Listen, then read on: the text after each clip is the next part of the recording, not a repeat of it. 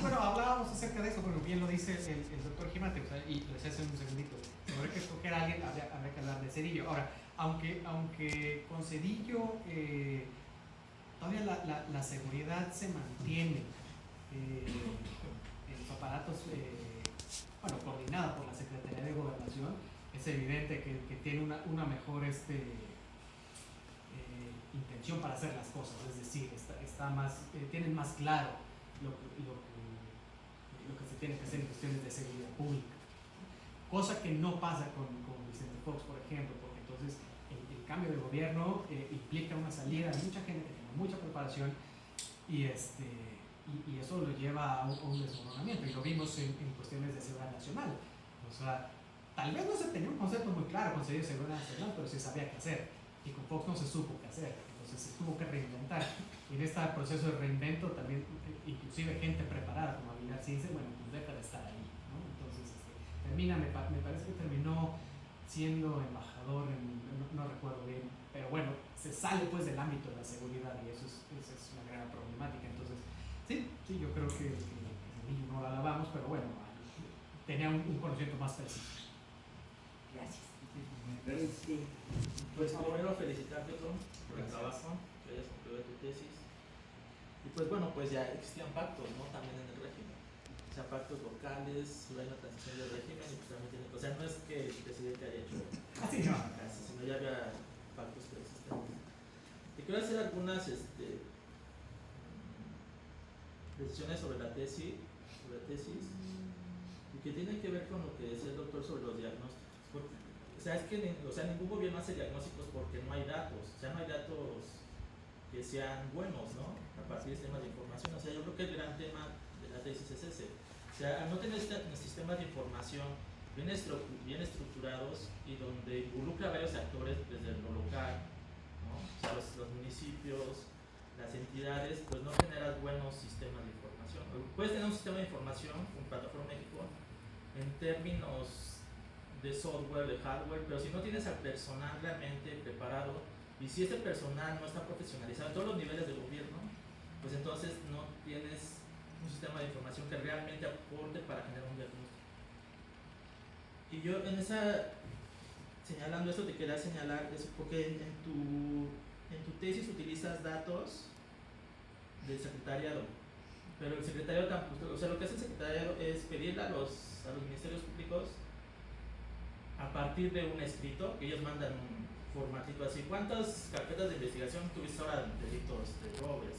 Entonces ellos, quién sabe dónde sacan los datos, pero o sea, se ponen a contar las carpetas que no sabemos porque no hay datos abiertos, y te mandan un dato. Entonces esos datos no sirven nada porque no hay una estructura que tú puedas saber esta carpeta de investigación y todo eso, ¿no? Están así, cuáles. O sea, eso no funciona. Nosotros hicimos ahí en el instituto, para que veamos eso, un ejercicio sobre los temas de homicidios, ¿no?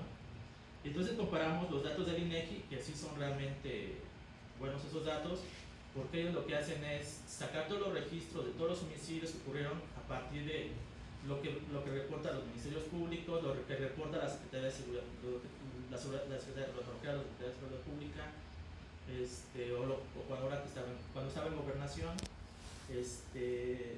lo que reporta la Secretaría de Salud, y lo que emiten también cuando hacen ¿cómo se llama? Los registros civiles, cuando emiten un acta de defunción, y también registran por qué motivo. Entonces esos registros sí son confiables, ¿no? Y después los comparamos con las carpetas de investigación que tiene, o sea, los registros del Secretario Ejecutivo en averiguaciones por homicidio doloso. Y fíjate, en 2010 el secretario reportó que de carpetas de investigación 23,000 más o menos, ¿no? Y el INEGI tiene 27,000 homicidios en ese año. Entonces hay un mundo enorme, ¿no? Y es importante eso porque si tú, o sea, cuando uno elige los datos para hacer un trabajo de investigación, pues tiene que ver las fuentes de dónde vienen esos, y ser crítico con esas fuentes también, ¿no? Y una cosa también que vi en la tesis es que, por ejemplo, a veces, digo, esto es sobre todo pensando que esta tesis es la conclusión de un proceso, pero también es el inicio de un proceso profesional, ¿no? que al rato no sé si te dedicas a la investigación, al ámbito de la administración pública, pero bueno, siempre vas a estar cercano de él. En los cuadros, o sea, pones la fuente y pones al autor, pero no pones, el autor utilizó los datos de tal fuente, ¿no? Lo cual es importante porque yo tuve que ir, o sea, cuando yo veo los cuadros dije, bueno, ¿esto de dónde sale, no? Y voy y dice, bueno, lo utilizó de los censos del INEGI, ¿cuáles son? Censos judiciales, ¿no? Sí. Del INEGI. Bueno, ya ves que, bueno, si más o menos es así, ¿no? Entonces creo que eso es importante. Luego la otra parte de las variables. Cuando revisamos las variables, o sea, tienes muchísimos indicadores, que muchos de ellos, pues, no, o sea, los abordas así un párrafo alguno, ¿no? Entonces creo que ahí sí, o sea, hay que tener mucha consideración realmente cuáles vas a utilizar y cuáles no, y cuáles son importantes o no para la investigación. Y fíjate, al final de tu exposición decías que una parte importante del buen desempeño, eficacia o eficiencia de la plataforma México es el personal. Yo aquí lo ponía, aquí de hecho, o sea, algunas variables que no consideras es ese proceso, cómo es el reclutamiento del personal, cómo es la profesionalización de ese personal, cuál es la vinculación con los agentes locales, o con el personal local, o sea, de los municipios, de los estados, y cuál es la política de publicidad que también tiene esta nueva información. Y esas variables que tú dices que son importantes no están acá. Claro. O sea, ahí hay que tener esa... O sea, digo, ¿por qué es importante esa situación? Porque si tienes tu variable, que es el sistema de información, ¿qué es realmente lo que lo impacta el sistema de información? La seguridad ciudadana, pues no, o sea, el sistema de información puede impactar la seguridad ciudadana, pero no, o sea, no necesariamente al revés, ¿no? O las cuestiones de la seguridad, o cuestiones de la política de seguridad, ¿no? Entonces, bueno, esas son cuestiones que y no consideraste si también no le dices tanto peso a estas variables que son importantes para explicar esa eficacia de ese sistema, pero que no lo desarrollaste durante los capítulos, sino que tú te diste cuenta al final de que esas son importantes, ¿no? Pero bueno, creo que al principio, si lo hubieras considerado, pues hubieras tenido elementos para hacer un análisis más a profundidad de cómo se generan los datos. O sea, el secretario ejecutivo del Sistema Nacional de Seguridad Pública, ¿quién está ahí, no? ¿Cuál es su estructura? Porque al final de cuentas es de donde están saliendo los datos en este momento. Y es a partir de donde se están tomando las decisiones sobre política de seguridad, ¿no? O sea, Plataforma México apenas está haciendo como esta introducción a influir en algunos temas, sobre todo en la Policía Federal, ¿no? No tanto así como cuestiones de políticas de seguridad local. Yo sí creo y considero en esta cuestión que cómo mejorar la seguridad pues son las policías locales. O sea, si tú no le das información a las policías locales, si no las profesionalizas, pues no va a pasar nada, aunque metas una Guardia Nacional, que ya, o sea, ya vimos los resultados, incluso tú los muestras, ¿no? Incluso hay muchos estudios que muestran por qué suben los homicidios, pues cuando entran las fuerzas militares en los operativos conjuntos, donde suben los homicidios y que son los que aportan más a esta tasa de homicidios a nivel nacional, pues son Guerrero, Tamaulipas, donde realmente los homicidios se incrementan. Entonces, digo, esa es una explicación importante ahí.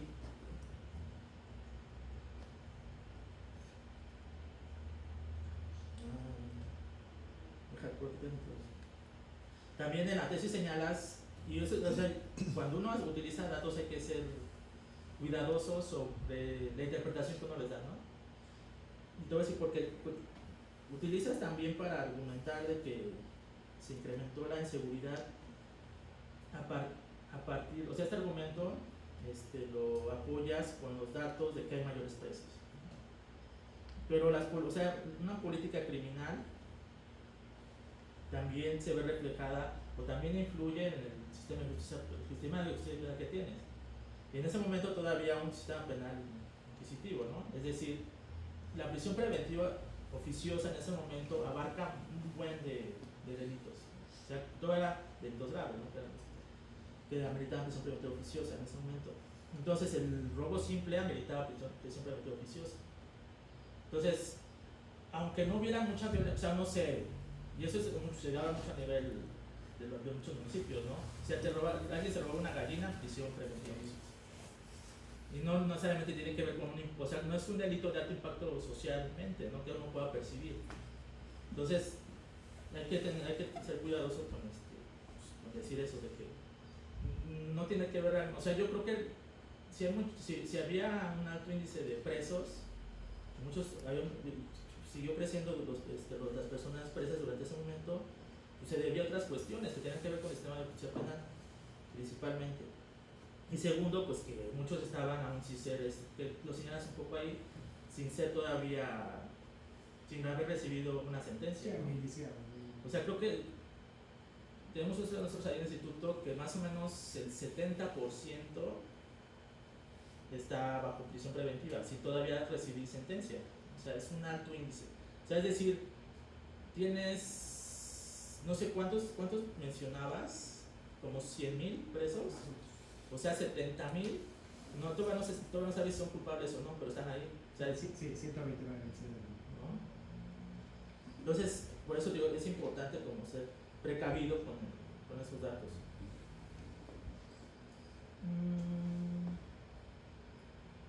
Y también pues considerar que la seguridad ciudadana, como también ya el doctor Adrián lo sabe muy bien, pues tiene esas dos expresiones, ¿no? La subjetiva, y que durante mucho tiempo con Vicente Fox, todavía con Cedillo, pues la subjetiva no se percibía tanta la inseguridad, o sea, incluso tendría una tendencia a disminuir. Y después ya cuando entra Felipe Calderón, ¿no? Que empieza con estos con los operativos conjuntos, pues entonces ahí sí hay una percepción de inseguridad. Y que también hay muchos estudios, sobre todo en Chile, ¿no? Que dicen, o sea, si Chile tiene bajos índices delictivos, ¿por qué es que la ciudadanía se siente insegura? Y dicen, bueno, es que no necesariamente tiene que ver con la inseguridad en sí, sino la parte de los medios de comunicación, qué tanto se le da o no apertura a ciertos delitos, a la policía de ciertos delitos, que tiene que ver con esas cuestiones. Y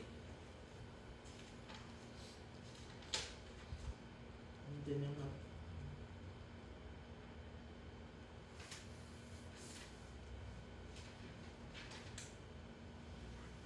Entonces, bueno, esas son como cuestiones generales de la tesis que creo que tendrías que tener con mucho cuidado en cuestión de los datos, de las interpretaciones, realmente qué genera realmente, a partir de qué datos puede realmente apoyar tus argumentos, ¿no? Y con eso quiero pasar, bueno, ya a las preguntas para no profundizar más en eso. Y la primera es que en alguna parte de la tesis dices que hay una militarización de los cuerpos policiales. Entonces, ahora que se está hablando mucho en esta cuestión de la Guardia Nacional, que es una policía militar, que será una fuerza policial militar, que nos explicaras tú en qué consideras que consiste la militarización de esas, o sea, cuáles son las variables a partir de las cuales pudieras explicar que hay una militarización realmente de los cuerpos policiales. Y luego, si nos puedes hablar más de, si existe esta plataforma, ¿qué datos tendrían que ser públicos? O sea, ¿qué datos realmente? O sea, ¿y cómo se tendrían que poner públicos? ¿Cómo tendría que ser? Y ahí es importante porque, o sea, otra variable importante es la disposición que tengan los gobiernos para hacer públicos ciertos indicadores que pueden apoyar o no, por ejemplo, un proceso de nuevo gobierno, una elección, ¿no? Mira, ahorita hablando de temas de información, estábamos revisando el registro, y lo llamo porque es parte de la pregunta, ¿no? Estábamos revisando el registro nacional de personas extraviadas y desaparecidas, y a partir del 2016 hacen públicas las bases de datos.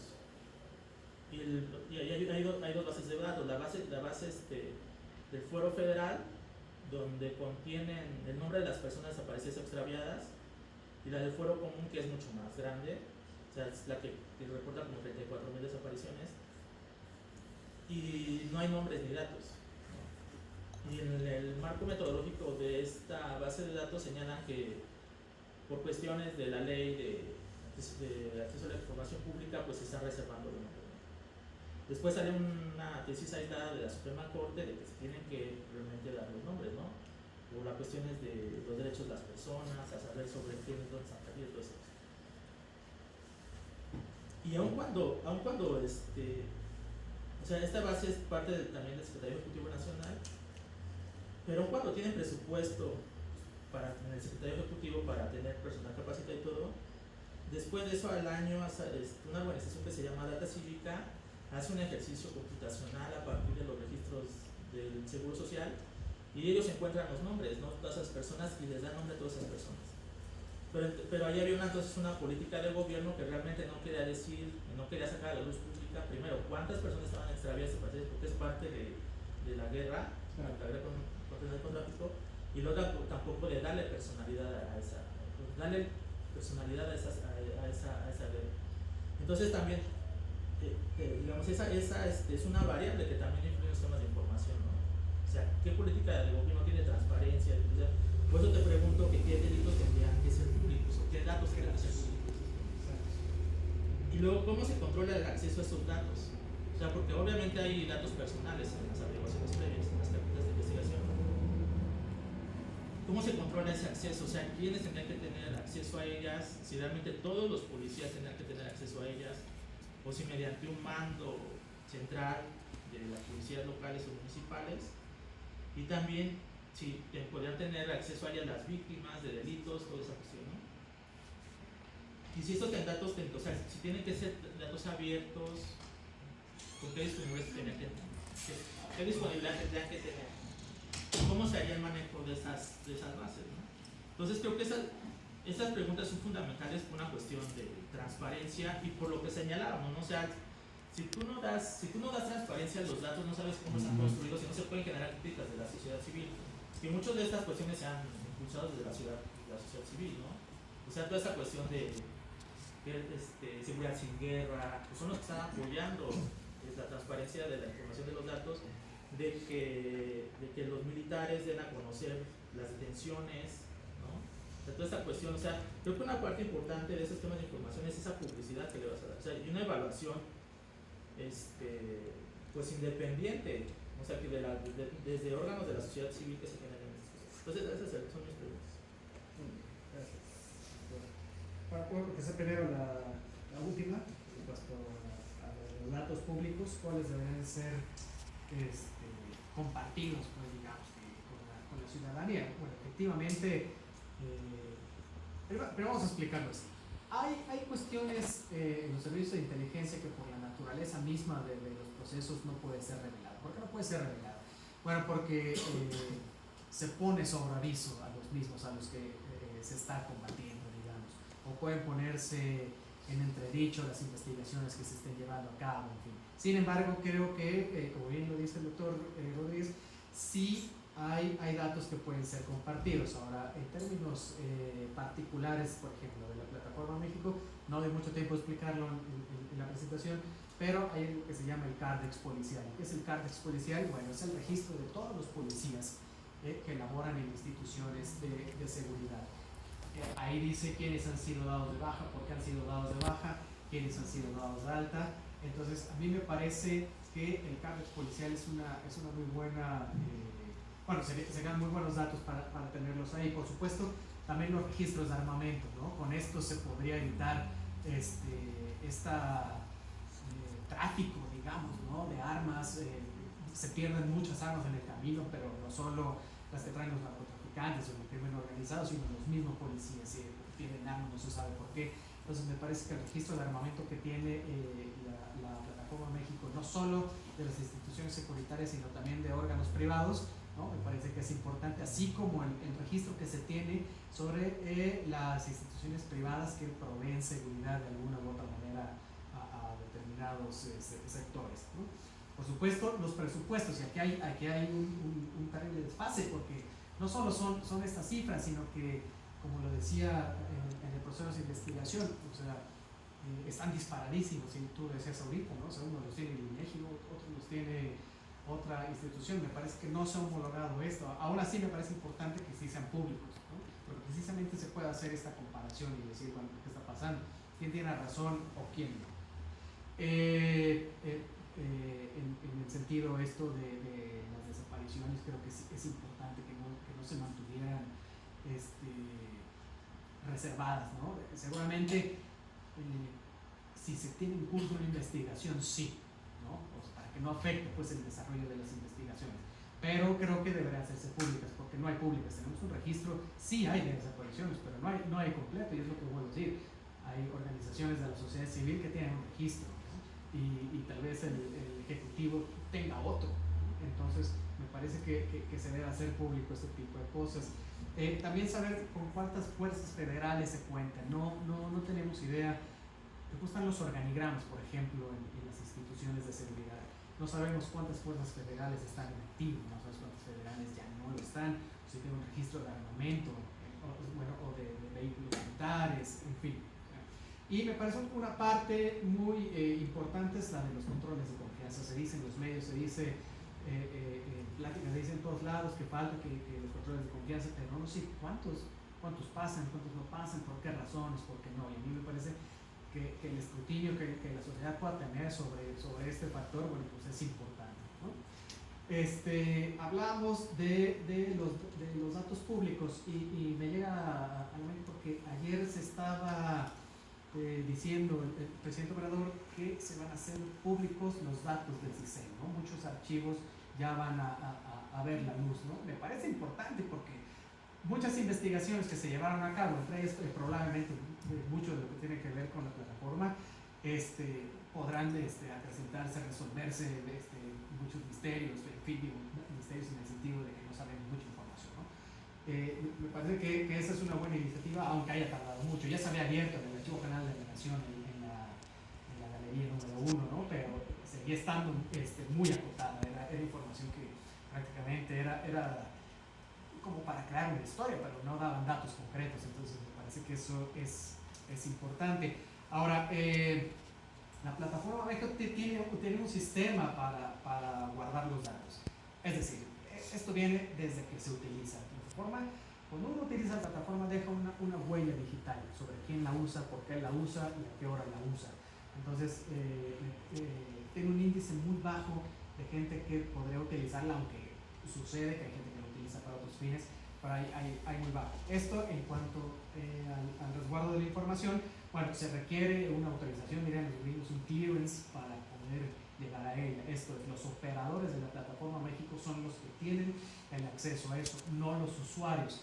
Entonces, ¿deberían tener los usuarios? Sí, la tienen, sí, pero acotada a la labor investigativa que se requiere, y si no, hay que solicitarla a la Dirección General de Plataforma México. Y además cuenta con software pues, especializados para evitar el mal uso pues, de la información de la plataforma México. Y las víctimas deben tener acceso a la información. Bueno, me parece que sí, ¿no? La información que se le da a las víctimas es muy acotada. Me parece que va de la mano con lo que acabo de decir, ¿no? Del cartel policial, del registro de armamento, de las desapariciones, pero también sobre la integración de los expedientes, ¿no? Pues ese es un problema gravísimo porque no se le da información a las víctimas. Entonces, alguien que desapareció sí, y ya déjenlo, ¿no? Pero oye, necesitamos hacer un seguimiento. Eso también tiene que ver con el personal. Estamos rebasados, o sea, con los números, ¿no? Por ejemplo, hablando en este caso específico de las desapariciones, para hacer un seguimiento de las mismas, ¿no? Entonces me parece que debe haber un reacomodo institucional y operativo importante para llevar a cabo esto, ¿no? Pero me parece que las víctimas deben tener, por supuesto, que el acceso a la información. Ahora, como bien lo dije, en muchos casos será terrible, pero hay ocasiones, y no me pongo del lado del gobierno, pero sí me pongo del lado del concepto. O sea, no se puede dar información total y completa a un gran número de gente, porque entonces se estaría poniendo en peligro o en entredicho la operativalización, ya sean cuestiones de seguimiento de casos, en fin, ¿no? Bueno, eso es lo que tiene que ver con datos públicos. Ahora, la militarización de los cuerpos policíacos. ¿En qué consiste la militarización? Bueno, pues básicamente es que los militares son los que llevan las riendas en cuestión de seguridad pública. Ahora, desde el gobierno de Cedillo se había dado con militares en retiro que ocuparan posiciones como el secretario de Seguridad Pública, ya fuera en los tres niveles de gobierno: federal, estatal y municipal, sobre todo los estatales y municipales. Pero, por ejemplo, en la PFP se pone un militar, que por cierto sí estaba en retiro, pero era de formación militar. Ahora, para la Guardia Nacional estaba esta discusión, ¿no? Si tenía que tener un mando civil o un mando militar. Entonces se la sacaron de la manga y dijeron, bueno, pues que sí, que la dirija un militar porque esté a mando de un civil, ¿no? Lo cual es un sinsentido también. ¿Por qué? Porque los militares, como lo dijimos al principio, o sea, están hechos para funciones específicas, tienen unos protocolos y ya los tienen insertados. Es la formación militar que ellos traen. Entonces, volver policías a los militares o militarizar a la policía, bueno, es en sumo complicado, ¿no? Entonces, si bien van a llamar, hablando de la Guardia Nacional, a 50,000 elementos y muchos de ellos serán civiles, bueno, la verdad es que más de la mitad, como pasó con la PFP, son de policías militares, incluido en ello el Estado Mayor Presidencial. Entonces, ¿cómo se van a mover? ¿Bajo qué dinámica se van a mover? Ellos ya saben cómo hacer las cosas, claro, en un terreno militar, ¿no? Y lo van a aplicar al sentido de la seguridad pública. Bueno, yo creo que va a ser una continuación de lo que estamos viendo ahorita, ¿no? Entonces, pero la militarización de la seguridad pública está basada en eso, ¿no? En poner en el mando de la seguridad pública a fuerzas castrenses. No, comento esa parte. Es que mira, hay una, de hecho hasta en Chile todavía está esta discusión que apenas surgió, ¿no? O sea, sobre la gendarmería, digo los carabineros, de que pues tienen una formación militar y que hay muchas violaciones a los derechos humanos. Pero que eso también, o sea, también tiene que ver de cuando llevas o sea, alguien que así tuvo formación policial, perdón, formación militar, y que le cambies el chip de, bueno, mediante una profesionalización, ¿no? A partir de cursos sobre seguridad pública, sobre derechos humanos, y que realmente se vaya formando en esos temas. Claro. Lo peor es que se requiere, pues a lo que voy con esto es que las instituciones de seguridad pública pues no fueran las mejores capacitadas, ¿no? Y tampoco eran las mejores armadas, ¿no? O sea, la verdad es que estaban muy mal implementadas estas instituciones de seguridad pública y tenían muchos actos pues de malos manejos públicos, de corrupción, ¿no? de estar en acuerdo con las bandas criminales, en fin, ¿no? Entonces, un poco como lo que decían por Calderón, cuando se requería un combate a los grupos del crimen organizado, sí. Se requería combatir a los guachicoleros, sí. Bueno, ¿qué se requiere si no podemos confiar en las policías? Pues el único recurso que nos queda es el ejército. Y entonces el ejército va a tener que bajar un poco su nivel, ¿no? O sea, en una situación deseable, donde también capacita a los cuerpos policíacos para ser más efectivos, pero que no se vuelvan militares. Y esto es una cuestión bastante complicada, pero se requiere, porque no tenemos otro cuerpo que pueda llevar a cabo eso, ¿no? Es lo terrible, pero es correcto. Sí, están los temas de formación. Es correcto. Gracias. Bueno, pues Otto, yo inicio también felicitando. A mí me parece que tu trabajo tiene una gran calidad, que hiciste un esfuerzo por abordar un tema de actualidad, de enorme pertinencia, pero sobre el cual existe una enorme confusión, una discusión enorme que no siempre ayuda a clarificar el camino que se debe seguir. Creo que tú hiciste de manera acertada una amplia revisión de la bibliografía especializada, teórica, empírica, y utilizaste tus fuentes primarias, hiciste un análisis casi siempre sistemático y cuidadoso, y tus conclusiones son relevantes. A mí, que no soy una experta en el tema de seguridad, me queda claro la enorme complejidad del problema de la seguridad, ¿no? y totalmente al margen de algunas visiones descalificadoras que es lo que muchas veces predomina en nuestro país, sobre todo lo que se difunde a través de los medios, ¿no? No se hace nada, no se tienen políticas, no se... Y tu tesis demuestra lo contrario. Tu tesis nos proporciona una visión de mediano plazo, que sin duda es muy útil, y que nos permite ver esta cuestión que es muy relevante de la paulatina, el paulatino incremento de la presencia del ejército, de las fuerzas militares en las cuestiones de seguridad, sin resultados adecuados. No hay la efectividad requerida, pero no podemos decir que no se ha hecho nada. Al contrario, creo que al hablar de la plataforma México, tú nos muestras cómo ha habido un esfuerzo muy importante en términos de modernización, de buscar la forma de mejorar los cuerpos policíacos en el país, que ha habido distintos intentos.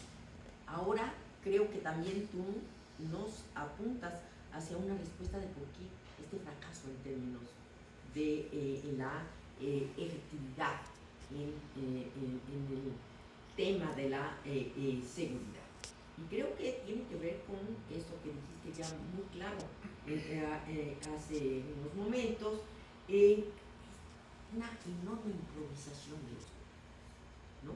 Por un lado, a mí me parece muy bien que haya un ir y venir. Bueno, esto no funciona, vamos a buscar nuevas formas. Bueno, de estar revisando, esto sí ha habido, pero creo que lo que es lamentable en el sistema político mexicano, este borrón y cuenta nueva, vamos a empezar de cero, ¿no? Y que es un problema que venimos arrastrando del viejo PRI, ¿no? ¿Cómo se distingue un presidente del otro? Pues simplemente diciendo que lo que hizo el anterior no sirve, ¿no? Y que nosotros vemos eso lleva a un enorme desperdicio de recursos, de esfuerzos que en el caso que tú estudias, el de la plataforma México, es terrible que eso suceda debido a que ha costado miles de millones, ¿no? Entonces creo que se tiene que defender la importancia de haber construido ya un sistema como el de la plataforma México, defenderlo, hacerlo que ahora sí sea eficaz y eficiente, como tú repites varias veces en tu tesis. Bueno, cuando escribí esto de lo que te iba a preguntar, quería una respuesta sobre la Guardia Nacional, porque me parece el tema más relevante. Sobre todo, muestras toda esta contradicción, esta desconfianza, utilizas el término y yo estoy totalmente de acuerdo, que es fundamental, la desconfianza entre civiles y militares. Entonces dices, ahora este sistema, esta ocurrencia, yo creo que no puede tener una buena salida. Bueno, pero como ya contestaste, ya conozco tu punto de vista sobre esto, voy a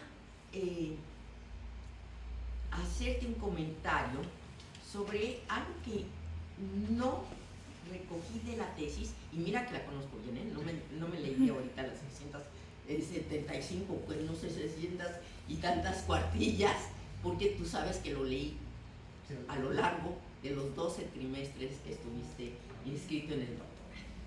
Y antes, bueno, de pasar a hacerte este comentario, sí, entre paréntesis, quiero decirte que el que te haya quedado una tesis tan grande, probablemente es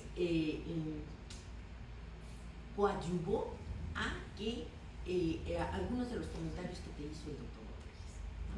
Al tener tanta información que ya no depuraste, que ya no recortaste, no le metiste tijera y dijiste, me quedo con esto y esto lo saco porque al final no lo trato, no lo desarrollo correctamente, no le doy la importancia, no tiene importancia realmente para lo que estoy tratando de argumentar.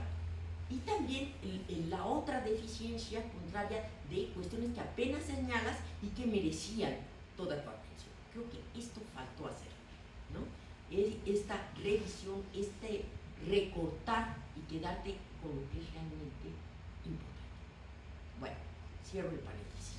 Ahora, en tu exposición oral, tú dijiste algo que a mí me preocupa mucho porque es parte de los argumentos que ahora se manejan en términos de establecer una relación, desde mi punto de vista muy mecánica, entre pobreza y delincuencia, ¿no?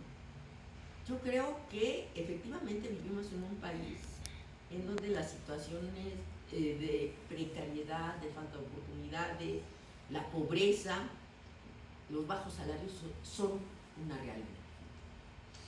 Sin embargo, esto no quiere decir que necesariamente este país tenga que ser, porque es pobre, un país de delincuentes.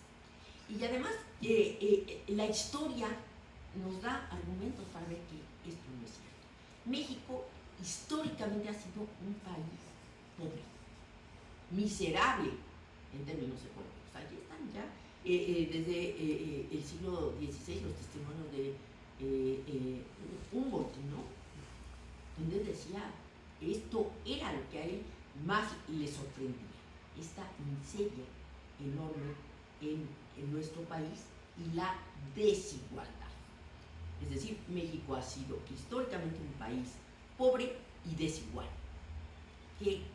Entonces, ¿qué resulta? Que no se ha podido, a lo largo de toda la historia, lograr que la mayoría cambie estas situaciones, estas condiciones de vida. Pero también ha sido siempre, históricamente, un país muy violento. Y creo que es algo que se nos olvida. Entonces, nada de esto es nuevo en el panorama de la historia de nuestro país. Pobreza, desigualdad, violencia. Sin embargo, creo que en este momento estamos atravesando una situación sumamente difícil. Y creo que hay otros elementos que yo no notaba hace apenas, no sé, 20, 30 años, ¿no? Y que tiene que ver con el resentimiento social. Y aquí yo sí creo que está la mezcla explosiva entre pobreza, resentimiento social y delincuencia, ¿no? Este deterioro del tejido social es el que sí nos lleva a establecer un vínculo entre pobreza y criminalidad y delincuencia. Bueno, entonces creo que sí es importante considerarlo, ¿no? No hay por qué aceptar que un país de pobres es un país de delincuentes. Me parece que es un error terrible. Otro aspecto que vale la pena destacar de tu trabajo, y que además lo trabajas bien en el capítulo 5, que yo coincido con el doctor Jiménez, no solo el cuarto, que es el que más te gusta a ti, sino el quinto, con sus dos partes, es un muy buen capítulo, porque nos aporta elementos de análisis que nos alejan, como dije hace un rato, de las visiones periodísticas y superficiales, ¿no? Y nos lleva a plantearnos que hay, cuando tú dices, bueno, el problema está finalmente en el aspecto del personal, de la capacitación, etc. Y nos lleva precisamente a plantearnos, no es ya falta de recursos, no es falta de programa, es algo que está fallando en todo esto y que desde mi punto de vista tiene que ver con el descuido, si no es que pudiéramos decir el menosprecio que hay en toda esta cuestión acerca del personal especializado, de un personal que se necesita para la operación de la Plataforma México, pero también en todos los cuerpos policíacos, y que parece que los gobiernos han olvidado la importancia que tiene la preparación, la capacitación constante, la atención finalmente a todas las necesidades de los que se van a ocupar tanto de la operación de la plataforma México como de atender los problemas de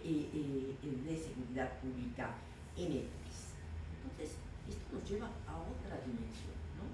Es el descuido de la gente que trabaja, ¿no? De los trabajadores, de los bajos salarios. Nosotros sabemos por qué se continúa en por qué el fracaso de los programas de lucha contra la pobreza. Porque no se están cambiando las condiciones laborales de la gente. Los bajos salarios son una cosa terrible en el país que pesa desde hace años. Y bueno, nosotros sabemos que también hay las condiciones laborales son paupérrimas, ¿no? Entonces, bueno, creo que por aquí tendríamos una explicación más elaborada que si nos quedamos únicamente con la relación pobreza de infancia.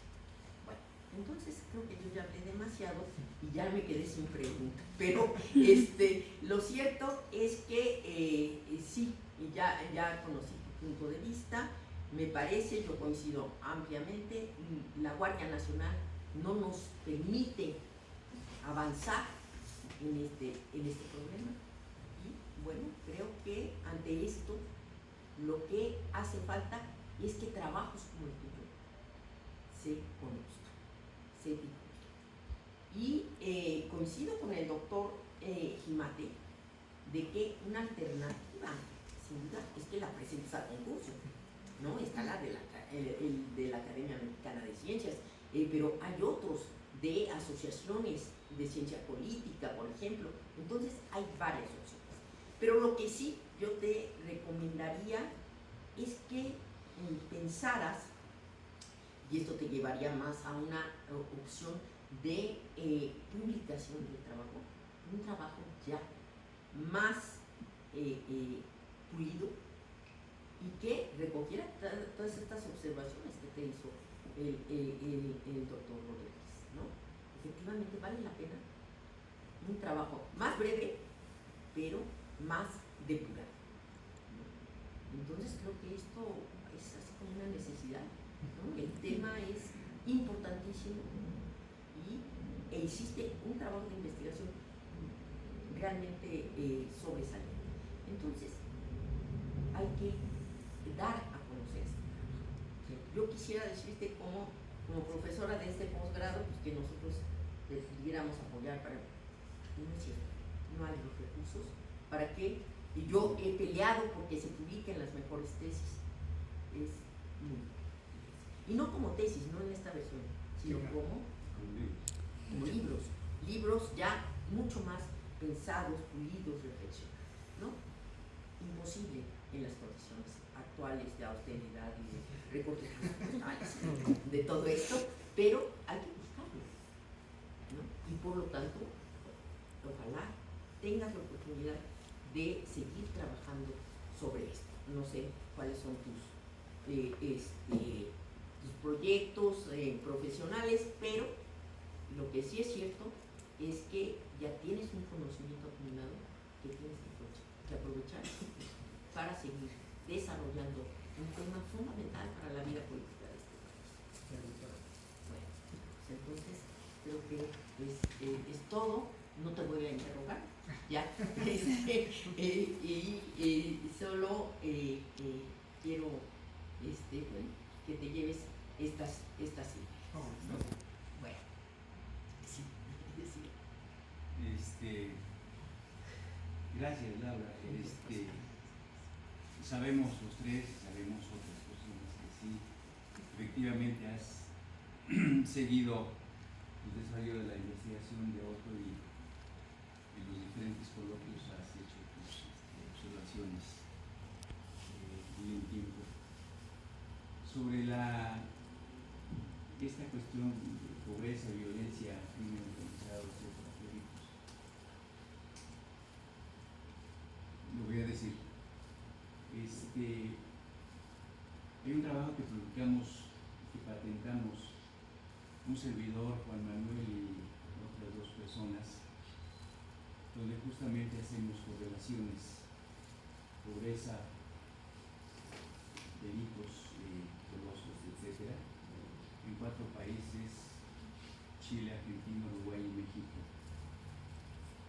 Y la conclusión a la que llegamos en ese artículo, en esa patente, es de que no hay una correlación significativa entre violencia y pobreza. Lo hay solo en ciertas ocasiones, pero no con la pobreza, sino con el desempleo. Entonces, eso es algo que uno no dice cosas que ha hecho, pero está el estudio. Pero además, Saín, en Argentina, tiene una frase que dice: no hay que criminalizar la pobreza. En un trabajo de 2008, efectivamente no hay que criminalizarla, solo en casos en que la pobreza tiene como reforzamiento otras variables, como por ejemplo un trabajo que hizo Juan, mi amigo, colega Juan Manuel, aquellas personas que tienen tendencias criminológicas, sí, juntas, una es una variable con otra, entonces tienes efectivamente esto que llamamos delincuencia o qué sé yo, ¿no? Entonces, bueno, esta parte es importante porque tiene que ver con lo que decíamos al principio, el asunto del diagnóstico, ¿no? No, porque bueno, los felicito porque vienen sin saber de su trabajo, porque vienen a una conclusión que ustedes ya resolvieron, ahora me falta leer su trabajo, pero realmente sí, ¿no? A mí sí me preocupa todo sí, esta cuestión de la criminalización de la pobreza, ¿no?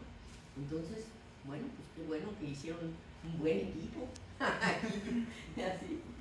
Pero, no, y también, o sea, creo que sí hay un discurso de, no es que no hay, o sea, es que las policías no pueden, entonces hay que meter a los militares, ¿no? O sea, y no es cierto, o sea, hay policías que sí están bien preparadas, bien capacitadas. Entonces yo creo que, o sea, la Guardia Nacional es lo mismo, o sea, la misma continuación de volver constitucional algo que era inconstitucional, ¿no? Y que va a seguir operando de la misma forma, sin controles, porque no hay ningún control, o sea, según el dictamen, o sea, no hay ningún control. En España es distinto, o sea, y luego ponen el ejemplo de España, ¿no? O sea, pero España es distinto, o sea, en España los fiscales forman parte del Poder Judicial, entonces cuando alguien remite a una persona, lo está remitiendo al Poder Judicial, no lo está remitiendo al mismo poder, ¿no? O sea, si las policías dependen, o sea, si la Guardia Nacional depende del Ejecutivo, ¿a dónde vas a remitir al detenido? Pues al mismo Ejecutivo, porque los vas a remitir a los ministerios públicos. Entonces a un juez y parte en un delito que tendría que tasar a alguien más, o a alguien externo, ¿no? O sea, un juez. Entonces no a los alas. Igual, violación de derechos. O sea, y tienen fuero, además también se pretende establecer todo el fuero militar cuando en otros países como España no existe. O sea, si comete delito directamente al fiscal o al juez, ¿no? Directamente. Si la institución, después de que haya este procedimiento,